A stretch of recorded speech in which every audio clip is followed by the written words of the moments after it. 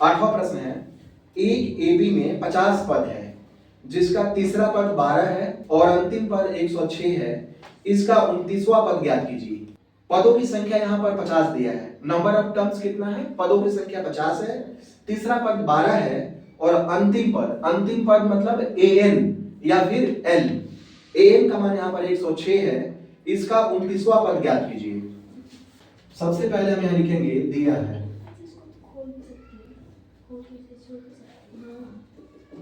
दिया क्या है? पदों की संख्या दिया है, पदों की संख्या 50। तो पदों की संख्या को हम n से सूचित करते हैं, n से सूचित करते हैं, जिसका तीसरा पद 12 है। a3 बराबर 12। a3 के लिए हम क्या लिखेंगे? a प्लस 2d बराबर 12। इसे हम समीकरण 1 मान लेंगे। प्रश्न में आगे है, अंतिम पद 106 है। अंतिम पद अर्थात an बराबर 106 और 29वां पद निकालना है। a29 हमें निकालना है। an का फॉर्मूला क्या होता है? a plus n-1 into D बराबर 106। a का मान नहीं दिया है, लिखेंगे a प्लस n का मान है यहाँ पर 50 -1 और d का मान नहीं दिया यहाँ पर, d बराबर 106। a प्लस 50 में से 1 माइनस करेंगे तो 49d बराबर 106। इसे हम समीकरण 2 मान लेंगे। अब समीकरण 1 और 2 की सहायता से हम a और d का मान निकालेंगे और फिर उसके बाद a29 निकाल लेंगे। समीकरण 1 है a प्लस 2d बराबर 12। इसे हम विलोपन विधि से हल करेंगे। a का चिन्ह क्या है? यहाँ पर प्लस है, इस a का चिन्ह भी प्लस है, तो यहाँ पर हम लिखेंगे माइनस। एक्चुअल में जो दूसरा समीकरण है ना, a प्लस 2d बराबर 12, हम इसका चिन्ह बदलते हैं। प्लस है तो माइनस, और यहाँ पर 12 का भी चिन्ह क्या है? प्लस, तो यहाँ पर हम लिखेंगे माइनस। यहाँ प्लस a और माइनस a दोनों क्या होगा? कैंसिल। 49d में से 2d माइनस करेंगे। 49d का चिन्ह है प्लस और 2d का चिन्ह है माइनस, बीच का चिन्ह नहीं लेंगे। अब 2d का चिन्ह क्या है? यहाँ पर माइनस। 12 का चिन्ह क्या है? माइनस। तो 49d में से 2d माइनस करेंगे तो होगा 47d बराबर 106 में से 12 माइनस करेंगे तो 6 में से 2 माइनस करेंगे तो 4, 10 में से 1 माइनस करेंगे तो 9। यह आ गया 94। इसलिए d बराबर 94 बटे में 47 और 47 दूनी 94। 47 से 2 बार में कट जाएगा 94। d का मान कितना आ गया? 2। अब हम d का मान समीकरण 1 में या समीकरण 2 में रख देंगे तो a का मान आ जाएगा। हम यहां लिखेंगे d का मान समीकरण 1 में रखने पर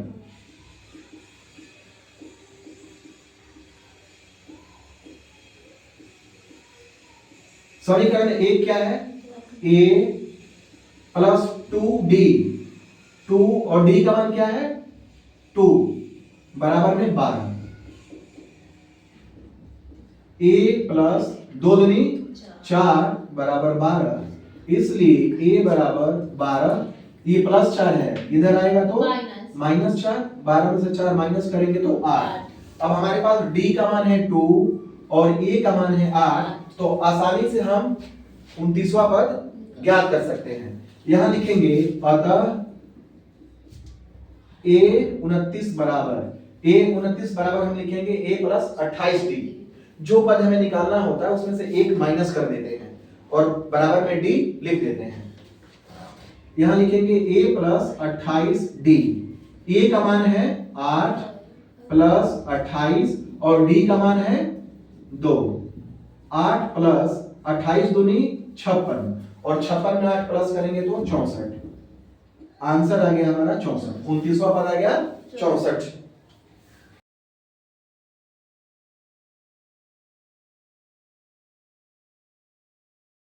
9वां प्रश्न है, यदि किसी एपी के तीसरे और चौथे पद क्रमशः 4 और -8 है, क्रमशः दिया हुआ है यहाँ पर, इसका मतलब है तीसरा पद 4 है और नौवां पद -8 है, तो इसका कौन सा पद शून्य होगा। प्रश्न में पूछा है कि तीसरा पद 4 दिया है और नौवां पद -8, तो कौन सा पद शून्य होगा। हम यहां पर मान लेंगे कि माना कि nवां पद शून्य होगा, लिखेंगे यहां पर दिया है गिवन, क्या दिया हुआ है, तीसरा पद A3 तीसरा पद है 4 और नौवां पद A9 बराबर -8। अब लिखेंगे माना कि nवां पद शून्य होगा, माना कि nवां पद शून्य होगा, इसका मतलब an बराबर 0 और यहां दिया है A3 बराबर 4, तो यहां लिखेंगे हम A3 के लिए क्या लिखेंगे, A + 2D बराबर 4 और A9 बराबर -8, तो A9 के लिए हम लिखेंगे A + 8D, यहां लिखेंगे A + 8D बराबर -8, क्या है -8। इसे समीकरण 1 मानेंगे और इसे समीकरण 2, और इन दोनों समीकरण को हम हल करेंगे विलोपन विधि से और फिर A और D का मान निकालेंगे। A का चिन्ह यहाँ पर प्लस है तो माइनस, 8D का भी चिन्ह क्या है प्लस, तो माइनस करेंगे, और यहाँ पर 8 का चिन्ह माइनस है तो प्लस लिखेंगे। अब यहाँ पर प्लस A और माइनस A दोनों कैंसिल होगा, प्लस 2D और -8D, तो कितना आएगा -6D बराबर 4 प्लस में है और 8 भी प्लस में है, तो 8 और 4 12, इसलिए D बराबर 12 बनेंगे -6, 6 से 12 कटेगा 2 बार में, D का मान आ गया -2, D का मान आ गया -2। अब इस D का मान समीकरण 1 में या 2 में रखेंगे, यहां लिखेंगे हम D का मान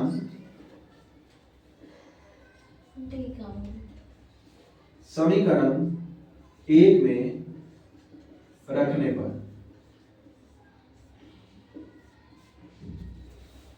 समीकरण 1 क्या है,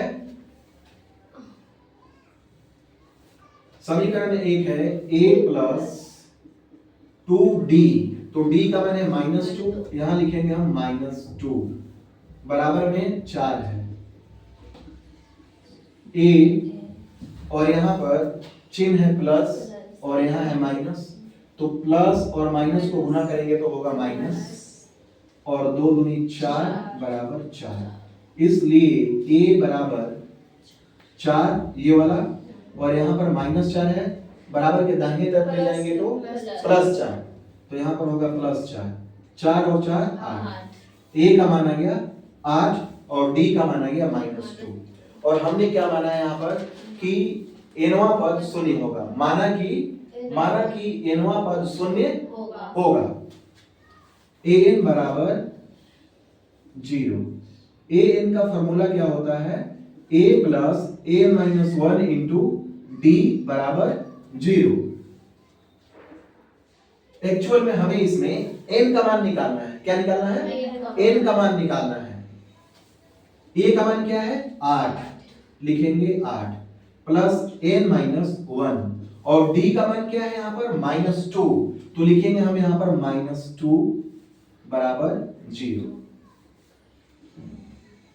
8 और यहाँ पर प्लस है और यहाँ पर माइनस है और बीच में मल्टीप्लाई है, गुना का चिन्ह है, तो प्लस और माइनस को गुना करेंगे तो माइनस, यहाँ लिखेंगे माइनस, फिर 2 से n में करेंगे तो 2n, और फिर यहाँ पर माइनस और फिर यहाँ माइनस और बीच में है गुना, तो माइनस और माइनस को गुना करेंगे तो प्लस, और 2 एकम 2 बराबर 0।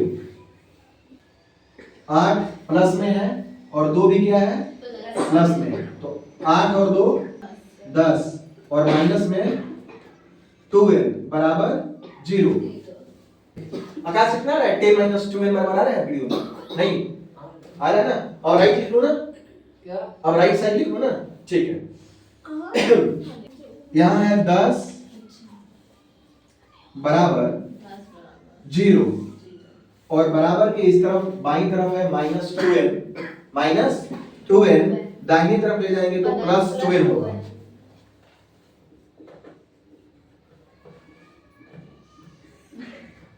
दस बराबर 2n में 0 प्लस करेंगे तो 2n, इसलिए n बराबर 10 और बटे में 2 से 10 कट जाएगा 5 बार में, n का मान आ गया 5।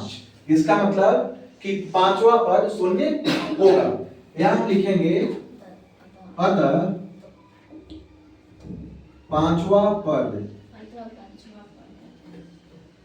शून्य होगा।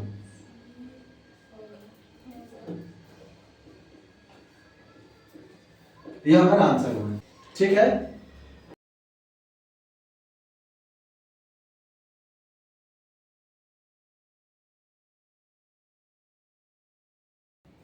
दसवां प्रश्न है किसी एपी का 17वां पद उसके 10वें पद से 7 अधिक है, इसका सार अंतर ज्ञात कीजिए।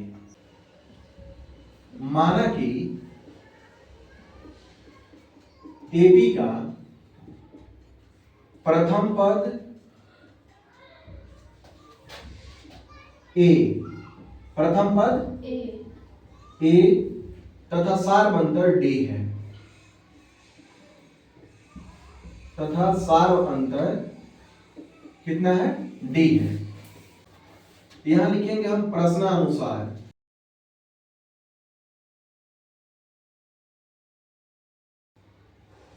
एपी का 17वां पद, तो लिखेंगे A17। क्या लिखेंगे? A17। फिर यहां लिखेंगे हम 10वां पद, तो 10वां पद के लिए लिखेंगे A10। और प्रश्न में दिया है कि एपी का 17वां पद 10वें पद से 7 अधिक है। एपी का 17वां पद 10वें पद से 7 अधिक है। इसका मतलब कि यह जो है 17वां पद A17 A10 से कितना अधिक है? 7 अधिक है। मान लो अगर यह 10 है तो यह कितना है? 17। अगर यह 8 है, अगर यह क्या है? 10वां पद अगर 8 है तो 17वां पद कितना होगा? 7 अधिक है, तो 8 7 15। अगर 10वां पद 20 है 27 होगा, 7 अधिक है। तो दोनों का अगर अंतर करेंगे मतलब 17वें पद में से 10वें पद को माइनस करेंगे तो 7 आएगा ना। तो यहां हम लिखेंगे माइनस, तो बराबर में क्या होगा? 7। प्रश्न में ऐसे दिया है कि एपी का 17वां पद 10वें पद से 7 अधिक है, या फिर हम ऐसे कह सकते हैं कि किसी एपी के 17वें पद और 10वें पद का अंतर 7 है। दोनों बात एक ही है। A17 के लिए क्या लिखेंगे? A17 के लिए लिखेंगे A प्लस 16D और A10 के लिए लिखेंगे A प्लस 9D बराबर 7। A प्लस 16D और माइनस A और माइनस और प्लस माइनस 9D बराबर 7। A प्लस में है, यहाँ पर प्लस है और यहाँ माइनस है। प्लस और माइनस कैंसिल, प्लस A और माइनस A कैंसिल। यहाँ 16D है प्लस में और यहाँ 9D है माइनस में, तो 16D में से 9D माइनस करेंगे तो 7D और बराबर है 7। इसलिए D बराबर 7 और बटे में 7, 7 7 कैंसिल, D का मान आ गया 1 और हमें सार अंतर ही निकालना था, तो आंसर आ गया 1।